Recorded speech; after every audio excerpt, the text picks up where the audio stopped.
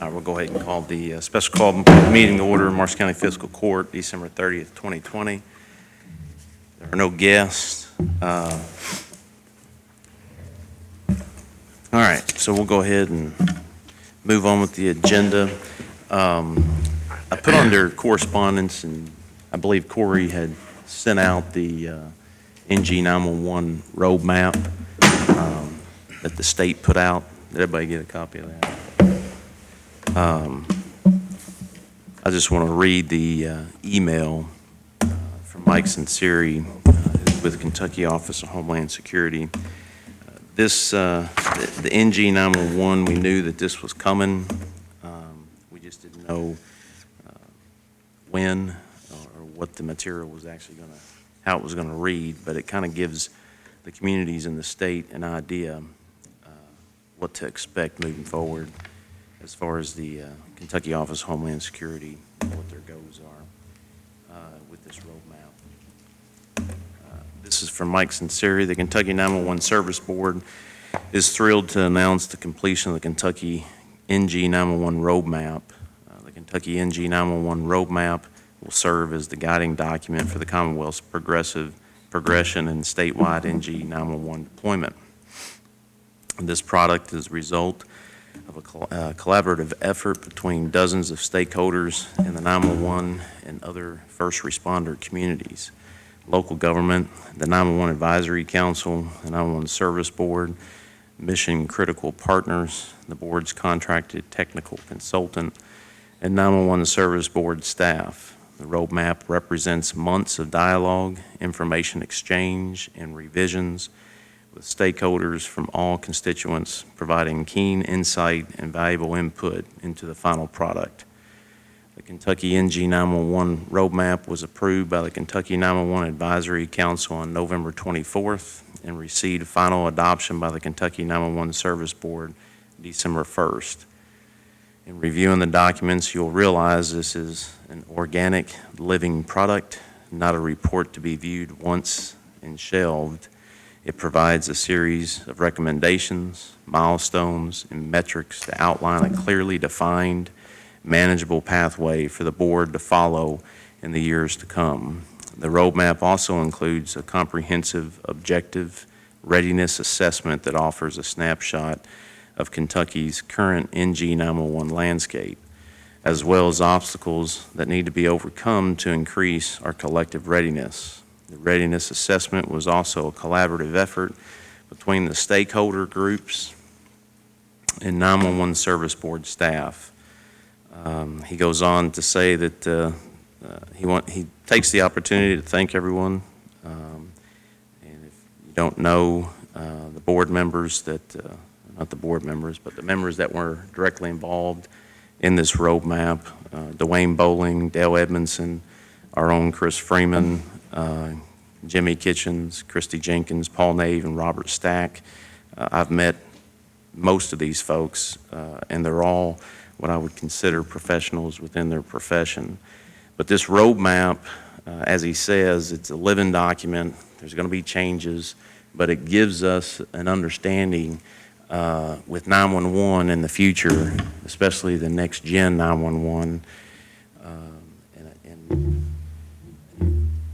I hate to even say this, but we all experienced on Christmas Day how one event can affect 911 in the entire state. But with our own, I want to give kudos to our own 911 employees that within hours, with what they were dealt with, the training that they had received, the employees stepped up, and obviously I don't see Andy out there. IT had to be called in to help get the phone lines, the admin phone lines that we had up. But the Rapid SOS, a lot of people don't realize Rapid SOS, it's free. We've actually discussed this some time ago. And they were able to use Rapid SOS to help them get our 911 center back up within hours. In that process, as the calls came in, they could see the calls coming in. And when they started researching those calls, they managed to identify a 2-year-old that was having a seizure, and they got medical support sent to that location. The biggest thing that I want to shed light on is that Rapid SOS, when you talk nationally, has been available, and communities are still not aware of Rapid SOS. It's free. Young man that owns the company was visiting his parents, I think New York. He got robbed, and while he called 911, they couldn't locate him. So he took his own time and resources, developed the company. He felt that that was a bad situation for anybody to be in, that they are on the phone with somebody and they can't locate them. So Rapid SOS is free. I know that we've had some conference calls this week with other agencies sharing that information. Our 911 center, within hours that evening, were able to use Rapid SOS to locate folks that were calling in. Other agencies, it took days. So I just want to applaud the actual employees because of the training that they had and the leadership they had down there to actually help make that successful in a bad time. And this is a segue into what I just read. That one point of failure that can have a catastrophic event during emergency situations. There were very few, but there were other centers in the state that didn't really feel the effect of the Nashville incident. One of those centers is where Chris actually came from, Baron Metcalf. What we're getting ready to go into with this bid is exactly what they did with their phone lines there. Having that redundancy, having that ability to where you do have a incident that will occur, and it's going to occur, as we just witnessed on Christmas Day. We don't know how it's going to occur, but it's going to occur. It's the environment we live in. But not having that redundancy, the whole host remote is not a very good. It's what we got, but it can be better. It puts us in a point of failure, and it puts us in a situation where the folks that we serve, getting them medical attention or getting them law enforcement to their location, whatever the case may be when it comes to emergency services, we wouldn't be able to do it. So I just wanted to read that to you. What's important here is if you look through this roadmap, one of the biggest things that the board identified is educating elected officials. We've all been in meetings, and we've all read the information that's presented to us, and it takes a lot of time for elected officials to actually try to understand what all this means. So that's one of the things that they've identified across the state. So it's not just specific to us here in Marshall County, but it is an issue that has been identified across the state as far as making sure that the elected officials know not just the profession, but the intricate details within the 911 centers, and then what the NG 911 changes that are coming, how it's going to affect us. And this, unfortunately, just in my research, Kentucky is behind. I'm sick and tired of seeing where we're behind in so many areas, and this is one of them. But this is, I'm proud to see that they actually did this. They got the roadmap completed, and we're going to work on that, how they're going to get that moving forward. So I just wanted to update you on that. Has anybody got any questions on that, the roadmap?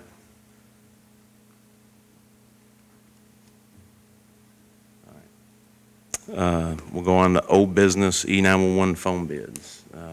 This is If you remember, we took the bids from A&K Associates, and Chris, if you want to get up and you had time to review this. Yeah.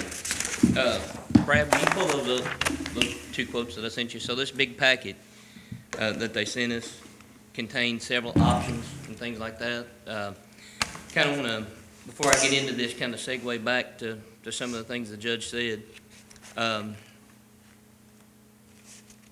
In order to have an unaffected 911 center, you got to have three things, and that's what the roadmap to the next generation 911 is going to show you. You got to have diversity, resiliency, and redundancy. And redundancy means having more than one of something. Resiliency is how quick you heal, and diversity is how many different places that you can take the information from. We're limited on diversity. There's not a whole lot of networks out here. There's not a whole lot of circuits and things that we can do.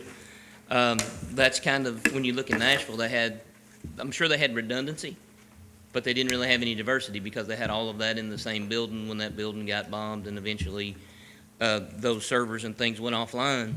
There was nowhere else to ship that information, so the network per se couldn't heal itself. So that's kind of the resiliency in it.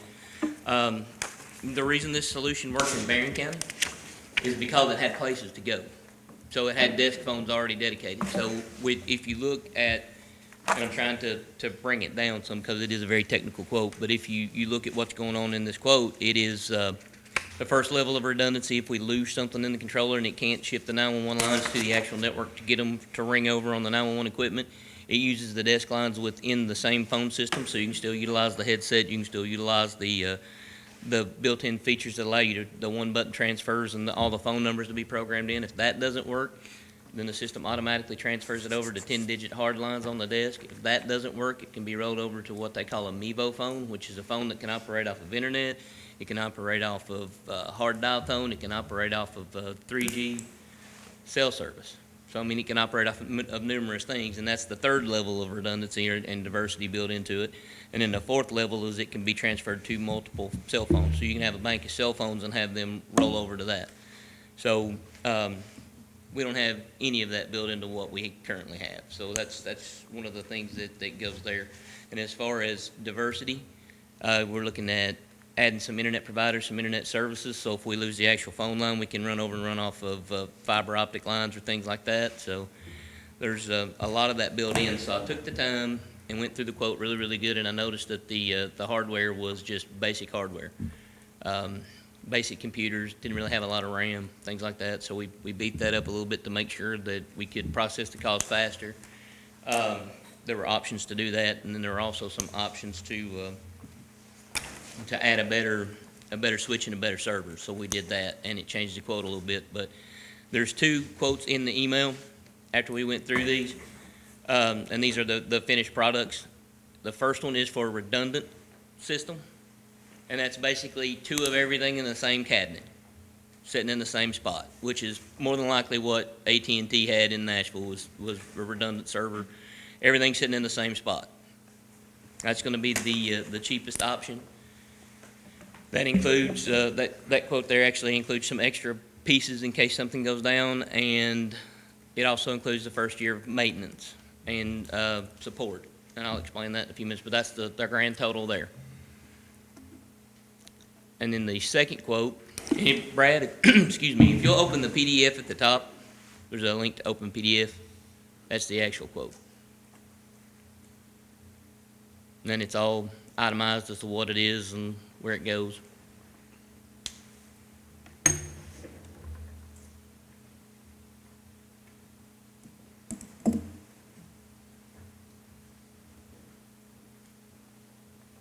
It's installation, training, all that good stuff, service, and then some optional equipment I wanted to point out. The only thing that's not included in what you see there is an optional map. And with the grant we got for the CAD, I'm not sure the map shouldn't be needed, but if for some reason we do, there is an option to do our mapping through them. I just had them throw it in there as a quote. So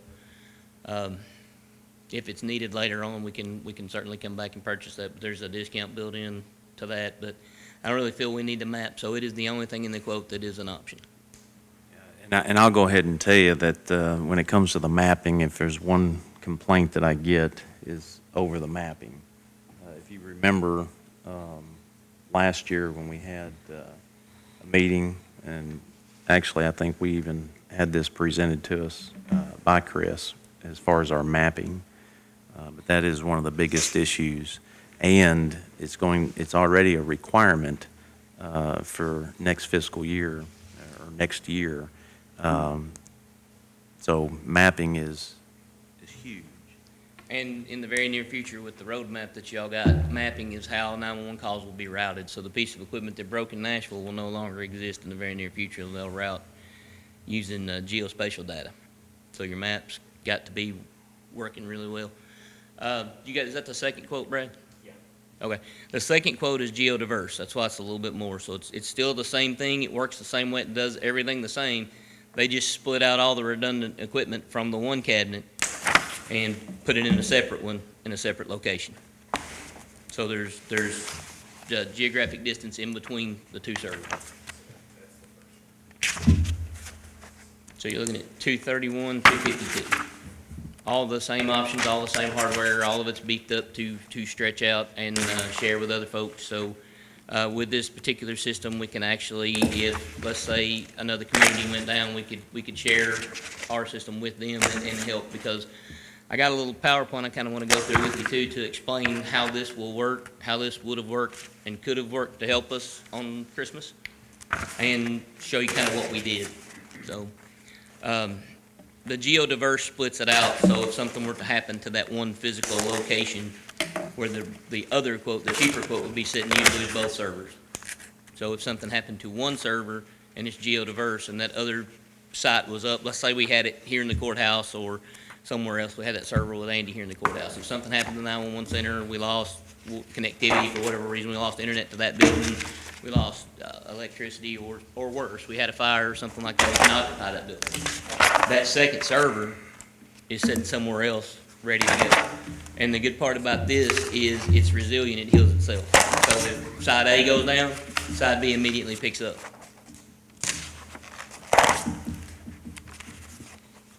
And that's with both. The only difference in the two quotes is one is in the same cabinet, all the pieces are in the same cabinet together. The other takes a little bit more engineering and a second license to run the server independently, so it's a little bit more. And then with the maintenance that's scheduled out in it, they do monthly tests to make sure your 4 levels of resiliency and redundancy actually work. It's done monthly, and they make sure the phone companies route the calls to those things, and those actual built-in items happen automatically. You don't have to call somebody to get your phones rerouted, and you don't have to wait. It automatically does it. Chris, what is your recommendation in this bid as far as the options? Well, after Christmas, of course, I like the idea of the geodiverse a lot better. We could get by with the redundant, but for the cost, if something were to happen to that cabinet, it's split out, and we would not have to worry about losing that second server. I mean, it could be as little as a lightning strike, something, take out the internet, whatever. Fiber cut to whichever building's feeding that server. So, I mean, it's not just a car bomb or anything like that. It could be construction. It could be a lot of different things. And, we're moving into a construction zone here very soon when they start to do the work on 68 through Draftonville. So if we had a fiber cut to that building, then the server was geodiverse. Wherever the second one's at, the fiber cut to the building wouldn't matter. We wouldn't lose the ability to use that particular server. So the geodiverse would be the best. We could get by with the redundant, but we just wouldn't have that resiliency of that second one sitting in a different location.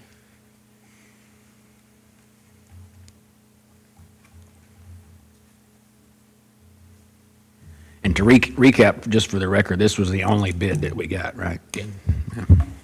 Yeah, there's not a lot of, it was all inclusive of the phone system, the network, and then actually the maintenance as well.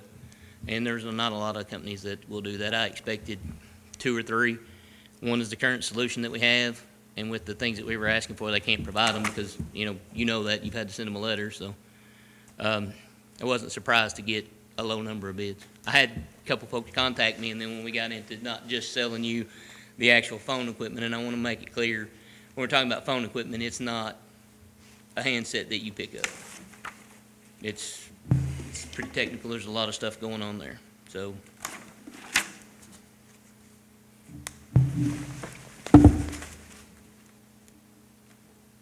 Do y'all have any questions? So you're saying there's just one company that could accommodate all of these things? no, there's at least two or three, but one is one we have. But what limits it is the lack of options for internet, options for phone lines, and phone circuits here. That's why everything here is AT&T.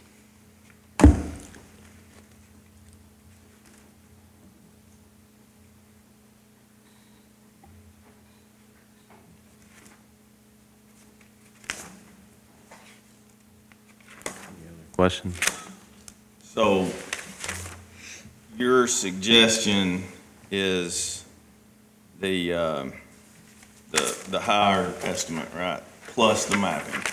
No, the mapping is just something that if we can't utilize what we've got, and if it's just, that's just an option to show you if we can't fix our mapping issues here, that's another route that we can take. I just had them quote that out separately, and they just happened to put it in this quote. We don't need it, we're not gonna get it yet. It's just something that if we can't meet the NG911 requirements with the current mapping solution we have, it was an option, and they wound up putting it in this quote instead of quoting it out separate. They just put it as an option. My concern is that I don't know if we're even there yet in fixing our current mapping system. I'm hoping the CAD solution's the reason we went with it. We'll take care of that. We'll take care of that? Okay. They got, they're top-notch in their GIS, and the guy that worked on Google Maps now works for that company, so I'm pretty hopeful, but we got to take what we got and make it work, so. The option that you've suggested is the 252? Yeah. And that's geo-diverse? Yep, and like I say, they're both exactly the same. Both of them's got two servers, two switches, redundancy, everything built in. One's just all-inclusive in one cabinet and sitting in one location, and the one that's a little bit higher, we've got one cabinet at the center and one cabinet somewhere else. And if something happens to either location, the other one will function. And then with the cheaper one, if something happens to one server inside the cabinet, the other one will work. It just flips back over, but if you lose that entire building for whatever reason, you're down. Yeah. So it just adds another level of diversity and resiliency to that network. The second location, does that automatically switch everything back to the center? Or- Yes. Okay. Yeah, you never know what happens. You'll get a phone call or text message saying you're on side A or side B. You never know what happened. Any other, you know of any other centers that use this? Yes. There's Central Kentucky Network. Carlisle County has something very similar, but they're on a different leg of it. That's the only one out here, but the center I came from uses a very similar setup, and I think there's 32 counties on that Central Kentucky Network, and it's by far the most robust and most resilient and redundant network, and it's ran by Lexington, basically Lexington government. So it was created and owned by them, and they allowed other folks to come on it with a host remote. And in Barron, we were a host. We had the premise equipment, and that's the biggest difference here, is we won't have the lags that we're seeing, we won't have the issues that we're seeing because the actual server we're trying to reach is in the next room instead of in Madisonville or Pikeville, like they currently are with the AT&T solution that we have. And just so, because that is very important, the amount of time, that transition going to Madisonville or Pikeville, during an emergency situation, someone's calling 911. I think we were talking about that a couple meetings ago. Yeah. Yeah, it was one of the reasons that prompted a different solution. But also, you got to go back to the letter in the executive session that we had, the letter that the county attorney had to send. Yeah. So what made this a little bit easier for us in our community is what folks don't realize, and is in a small scale, we've experienced this now 11 or 12 times. I've got all of the documentation over the last year. So we've experienced very similar outages where folks couldn't call 911, and we had to use outside means to actually get a call in, like the cops line or the admin lines. We've been through this now 11 or 12 times. So it's almost like you're just shifting gears, and oh, we're doing this today. So that's kind of what the judge was meaning by the training. Early on when I got here, I noticed that this was happening, so we have an actual plan. When this happens, this is what we do. And that just rolled into motion the other day. And Brad, if you'll pull that, oh, you got it. All right, I'll go through this kind of quick, but I'll kind of compare what we had versus what we're looking at getting. So around 11:50 is when this actually happened. We lost connection for just a few minutes, or 30 seconds to a minute, and it came back, and then we lost it for good. So at 11:51, it came back. They attempted to start the repair ticket, and that call dropped, and we lost connectivity. We couldn't even call to get help to get AT&T to route our calls. So we lost both our admin and our 911 lines that were controlled through that phone controller. Text to 911 was sporadic. It just depended on what cell phone tower you hit and what internet provider that you had. So we utilized the old Crime Stopper cell phone, and we had one of the sheriff's deputies go get Andy because we couldn't call him. I couldn't text. I couldn't call. I had an AT&T cell phone. It was a block. We ran the center off of Facebook Messenger. It's the only communications that we had. And I was able to text some if I was at a Wi-Fi connection, and that person had a Wi-Fi connection also. Didn't get to utilize Wi-Fi calling. I didn't have it set up before, so I tried to set it up and I couldn't. But that didn't work. So utilizing whatever means necessary, they were able to establish communication. It was actually pretty smart. They started Facebook Messenger, and it's because they had the internet. So when we found our Facebook Messengers, we were able to contact back real quick, and that's basically the only mode of communication that we had. So in 25 years, that's the first time I've ever run a major event off of Facebook Messenger. But you got to do what you got to do. So we use Facebook to alert the public. Doesn't get a lot of traction, so we were trying to do everything we could do. I made a press release once I knew what was going on, and we had stable phone lines, and we could actually take calls coming in and going. So I made a press release, got it to the media to use those two phone numbers. About 1 o'clock, that's when we sent, I believe it was Deputy Howard out to get Andy to bring him back up to the center to get us an actual hard dial tone. Once I had the hard dial tone, that was the easy part. We could take the 911 calls, we could get them rolled over. But unfortunately, what broke for AT&T was their ability to route those calls. So go ahead to the next slide, Brad. So from about 2 o'clock on, we requested they route the calls to the number that Andy provided us with some rollover. They couldn't do it. It was during this time they discovered they couldn't route any calls in Kentucky. So wherever they were going is wherever they were going.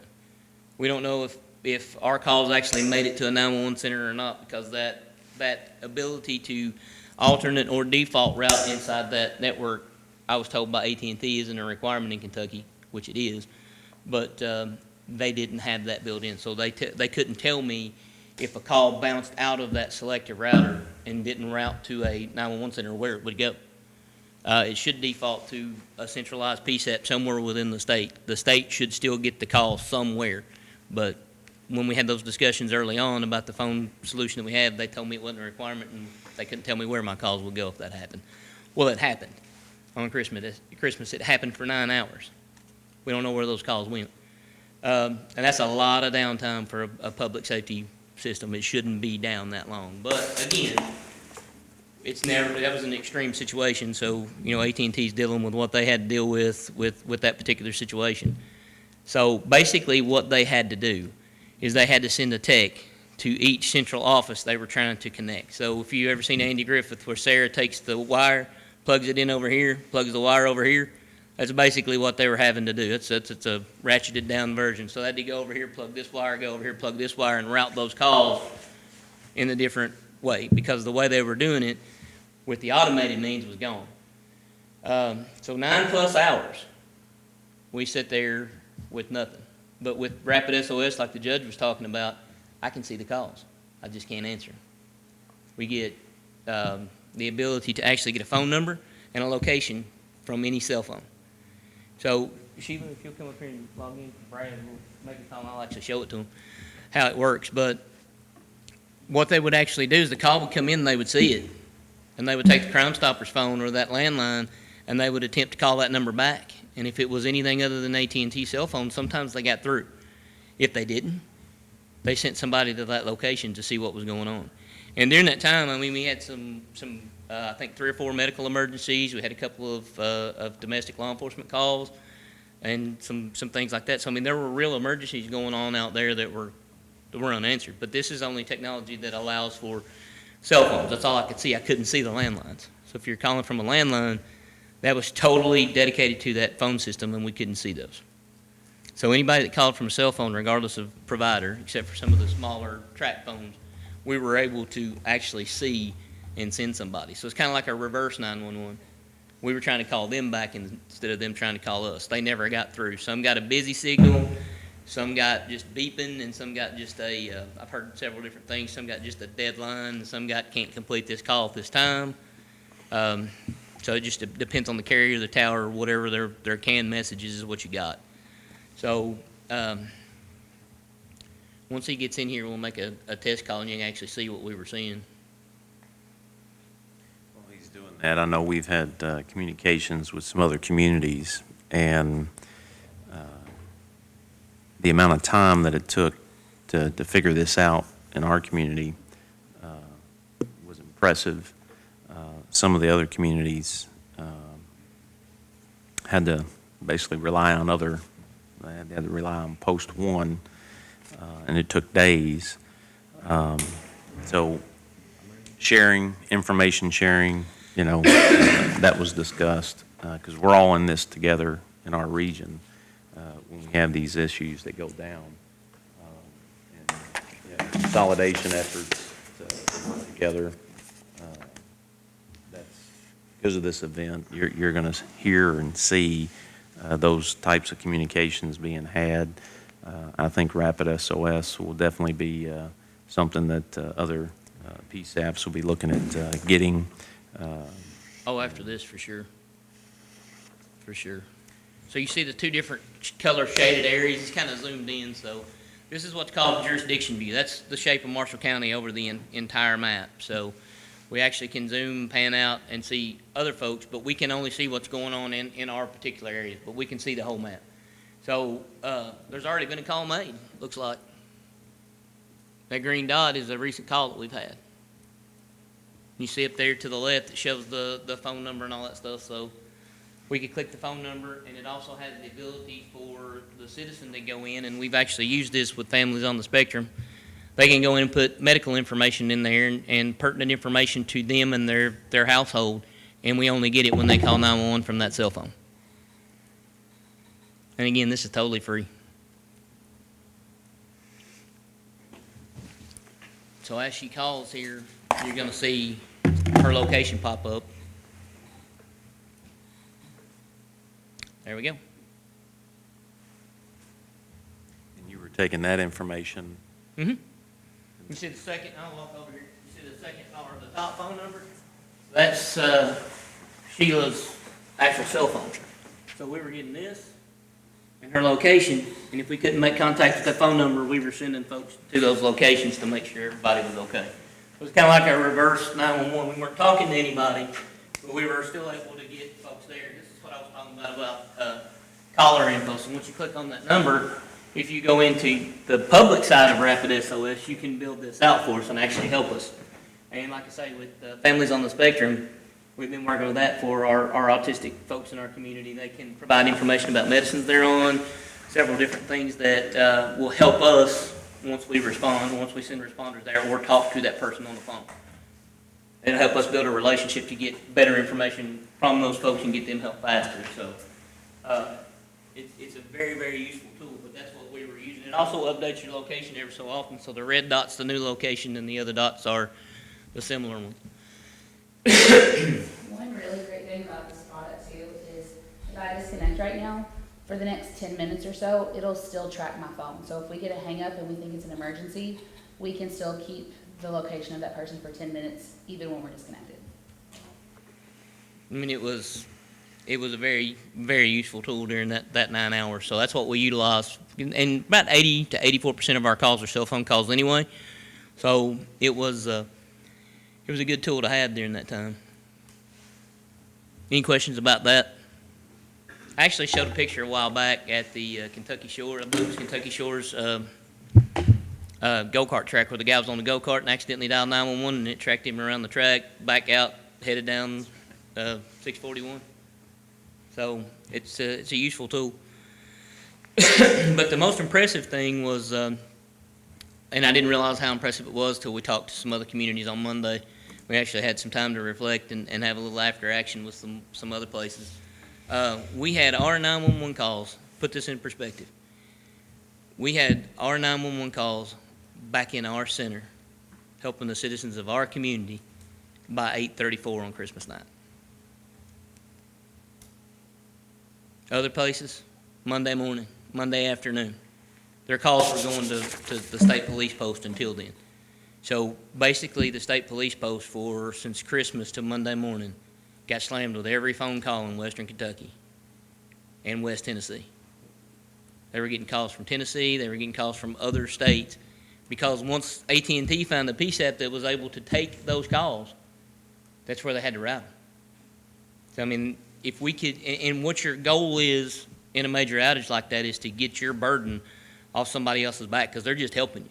So you need to be able to pull your stuff back to you as quick as you can to not tax that resource. So, I mean, they were having to get dispatchers from other communities to come in and help them answer phones and just do whatever over there. And so, I mean, you can imagine, I only had so many trunk lines coming in, only had the ability to take so many calls. So the more that was going, the more that didn't get answered.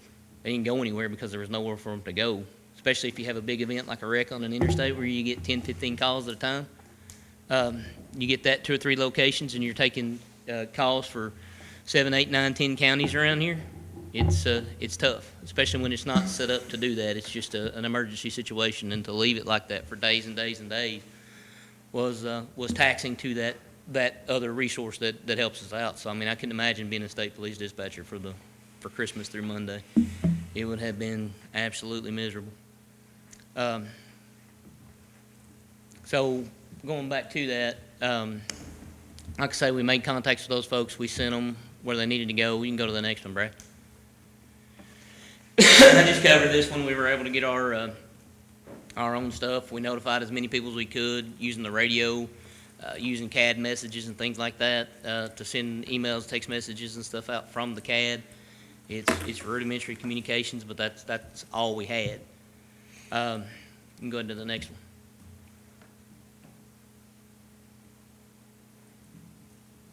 During the next couple of days, but there weren't really any updates to give, but we kept pushing it out. 911 still rolled over to our admin lines, and the biggest thing that folks need to understand when that happens is you can dial the 3-digit emergency number of 911, and you're going to get one of us in this county, but we get no data with your phone call. We don't get your location, we don't get your callback number, we get nothing. So in a situation like that, with limited connectivity, we were pushing out also that message of location is the most important thing. If you can just give me a location, we'll figure it out. So that's kind of the message that we were pushing. We need a location, and then what's going on, we'll get somebody there to you as fast as we can. So we kept pushing those out, but for days, we were on our phone until, I think, 1:07 a.m. on 12/28. We came back online early Monday morning, and we tested several times over that night to make sure it was good before we made the official announcement the next morning that we were back, and everything was good. And as soon as we made the announcement, we lost the location information and the phone number information again, and it automatically rerouted back to our 5155 line on the desk. It was that way for a little while. We got all that fixed, but yesterday was, there were no events that happened yesterday, but just the way that the folks operated and what they did in there, they should be commended for what they did for those 9 hours, because, I mean, it would be, I can't even describe what losing that phone in that center does, because you can see things that you can't react to. You can't send anybody if you don't know a call's coming. It's a very vulnerable feeling, and for them to jump in and start calling those numbers back and sending folks and doing what they needed to do, I mean, we had a busy weekend. We had a serious wreck. We had an incident in Draftonville, and we had to get helicopters. We had to do all these things that 911 phone controller made easy for us. So now we have to start dialing all these numbers, remembering these numbers, going to pen and paper, and looking for these phone numbers that were at our fingertips before. So it's a lot more work on the folks that are in there, but they put their head down, they plowed through it, and they did a fine job. So just wanted to make the court aware of how they represented our county that night. They did a very good job. Absolutely. And how that segues into this, we wouldn't have had to wait 9 hours. The resiliency's there. It would have dropped as soon as we lost connectivity to that 911 controller, our phones would have routed to the desk phones. If we lost that, they would have routed to that third level, that MEVO phone that I discussed. That's included in this option. And then it would have also, if we lost that for some reason, we could have sent it to cell phones. Everybody's cell phone that was working, we could have sent those calls to them. And on down the line. So we would have never lost that connectivity, or not connectivity, but that redundancy and resiliency. And, going back to that NG911 plan, that's what that plan is for. That's what NG911 is. A lot of folks think that it's text to 911 and it's taking video calls and all this neat technology stuff. Got to have the backbone to do it. And NG911, that roadmap is to provide resiliency, redundancy, and diversity. And we lack those things out here. And if you get a chance to look at that roadmap, if you've not, that assessment, it will show you there's these green circle-looking graphs, and they have these shapes inside them with the dots connected. And if you look, the closer to the red we are, the worse we are. Well, Next Generation Core Services, almost everything is in the red, and it showed on Christmas. That's why we have those issues. So Next Generation Core Services will keep incidents like this from happening to the scale they happened. And that's where this proposal takes us. So either one would be a fine one, but that geodiverse one would not put all our eggs in one basket. All right. Does anybody have any questions? Do I hear a motion to accept Chris's recommendation of the geodiverse? I'll move we accept the 911 director's recommendation for geodiverse. Second.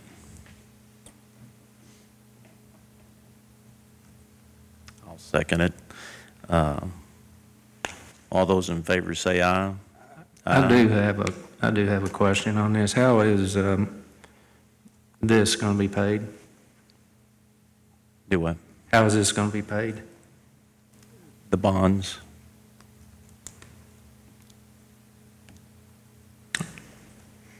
I don't know that I'm prepared to make a decision on this today. There's a motion, 2 ayes. Is there any more ayes? All those against? Nay. 2 nays. Motion dies. I think this is a tragedy. I really do. With the current event that we just had, where we just sat here and talked about people on the other end of the line that couldn't get through to our 911 center, the roadmap that the state's getting ready to push out, the monies are there. That's what we had discussed, to get our 911 center where it needs to be. I think today's a sad day. Any solutions? I mean, there's not any comments or anything from this court. No, I'm not against us doing that, but we've put off a couple of other things to have this budget workshop today, and I feel like I want to hear this budget workshop before I decide on this. The budget workshop has got the grant monies that we approved last year has got the monies to finish this project. It's not like there's not a new 911 center over there off 68. There's a new 911 center over there off of 68 that we have been working on for some time, and the monies we took for bonds were to upfit that center. This is already budgeted dollars, and we just witnessed where it is a critical infrastructure or system that we have in our own community. And to not see that is a tragedy. The budget, this is the new budget that the two fee offices are presenting to us. Now, that's the difference. What we're talking about right now with this bid that we just had the last court meeting, that we gave to the 911 director to go back and review, and then to bring it back to us, those dollars are sitting there waiting to be used. That's the difference. And I haven't heard one good reason not to support this. I've never seen the email that was put up there. Never seen what email? Chris was referring to the email on the price adjustments on things. What are you talking about? That was up on the screen. You just had the bid put in front of you. I did have the bid. He was referring to the emails. What emails are you referring to? Two quotes last night that were updated final price quotes. Yeah, never seen that. Never laid eyes on it. You, say that again. Seb, I can't hear you. It's not necessarily different from what you have in here. It was a finalized, there is, if you took a look at this, there's a list of like 8 pages of options. And you get with the vendor and put the 8 pages of options together. If you go to the last page of each quote, there's 2 quotes in here, and it gives you a range. A low range of like $178,000 all the way up to $490,000 if you take all options. So those bids fell well within those 2 high and low ranges. So that's Okay. the quote that we're looking at. Is So- finalized.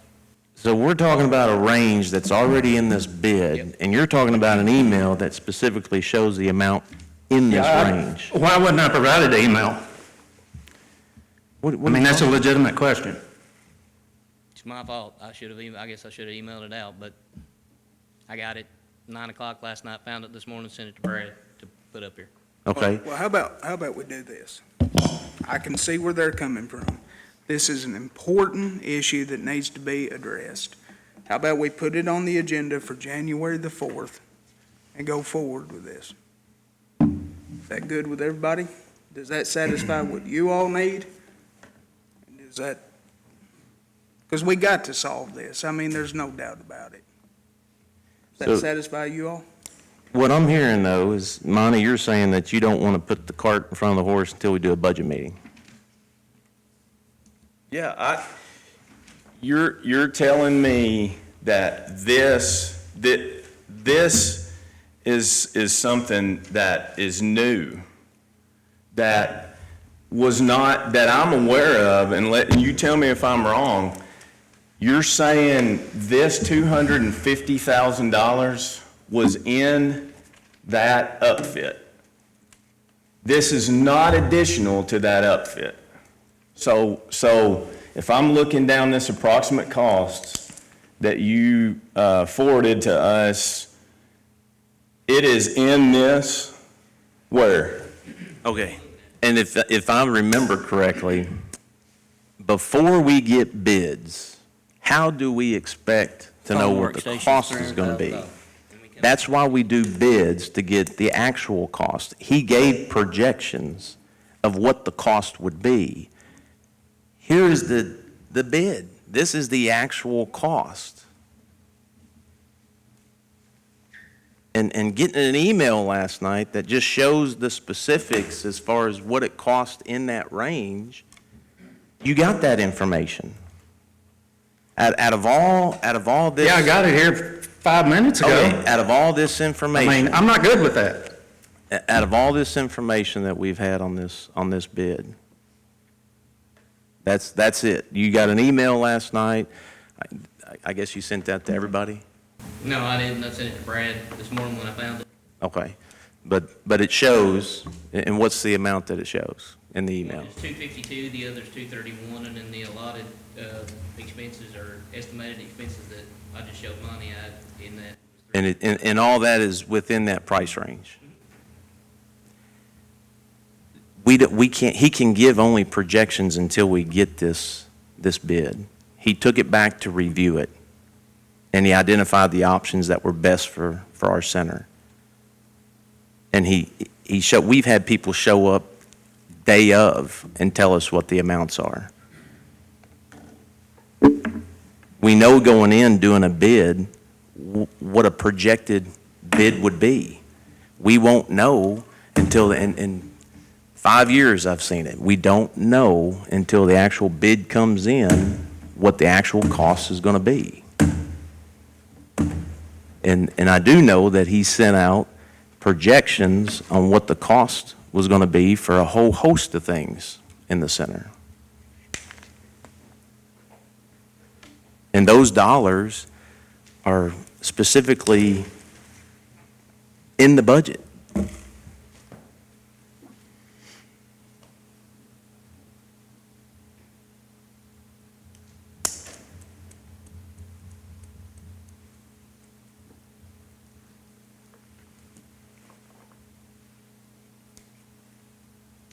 In a situation like this where there's been a motion and it's a tie vote for this particular bid, that means that this bid is dead, from my understanding. So the court denies the bid, but we can still communicate with this vendor if the court wishes to discuss this. Unless Can you, I- unless Can I you, withdraw my motion to allow it to be put on the, unless you want to move it to January the 4th. so I need to withdraw my motion. Well, you can still move the discussion to January the 4th if you want to. Okay, I'll move that we do that we move the discussion for this to January 4th.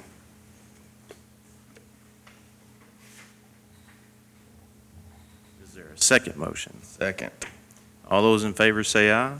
Aye. Any opposed? Motion carries.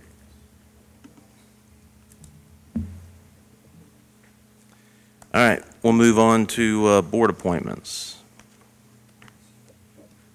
Or, I'm sorry, lease agreements. Item A on the new business. Something that Judge Jameson brought to my attention, that probation and parole took over where Commonwealth Attorney was. Yep.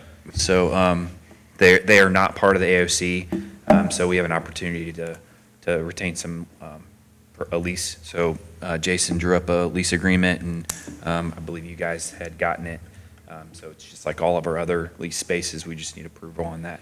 So we will be able to take that and put it back into the maintenance and upkeep of the judicial building. So how's the percentage affected? It's It's still affected, right? Because they're not, So they'll come back and do a space audit. So after this year's up, they'll come back and do a space audit and probably take that portion out of Okay. their percentage. but we're receiving rent Yes. for it. So essentially, we'll be at the same percentage as we are right now. And that's what that amount was based off of? Yes. That, whatever. The square footage, yeah, Yeah, the same square footage that we're. For now. for now, yes. Yeah, they already dropped it from 4 to 2%. We will be paying off our debt in 2022, and it'll be dropping the 2%, so we'll be discussing that in the budget workshop. Do we want to wait and discuss it in the budget workshop assuming- before we approve this? And I'm being serious. This affects the budget. This is a 2%. This is known. We've all known about this. The ALC in the middle of the night, the General Assembly reduced it from 4% to 2%. I know my association has been upset about this because it affects the bottom line of our budgets. We just happen to be lucky because we have debt. Once that debt's paid off, it drops from 4% to 2%, and there is a dollar amount that is going to hit us in our budget. So I'm asking a legitimate question because this does affect our budget, and we're going to have a budget workshop. Do we want to wait to review this if we're going to be consistent?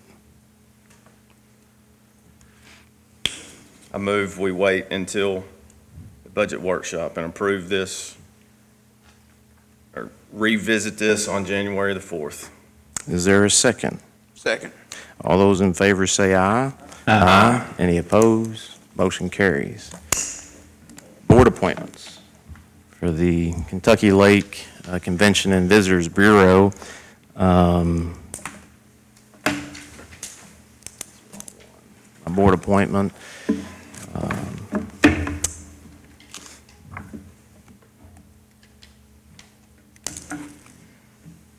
Sean Kinsley is with the Early American Motel.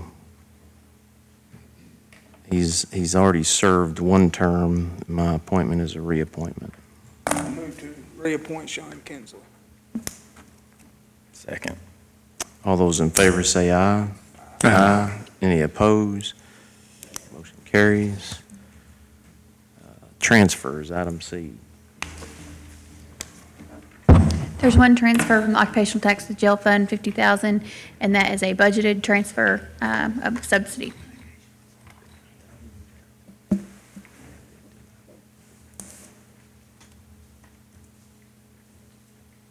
move we approve the transfer. Second. All those in favor say aye. Aye. Aye. Any opposed? Motion carries. Item D, bills and claims.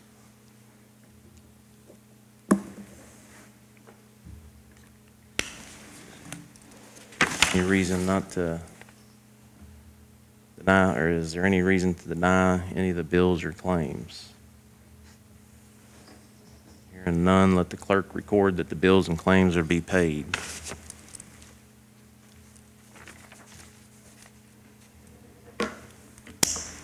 Need to go into executive session for litigation. Move to go into executive session. Second. Second, all those in favor say aye. Aye. Aye. Any opposed? Motion carries. We can adjourn and then go into a budget workshop. Second. All those in favor say aye. Aye. Any opposed? Motion carries.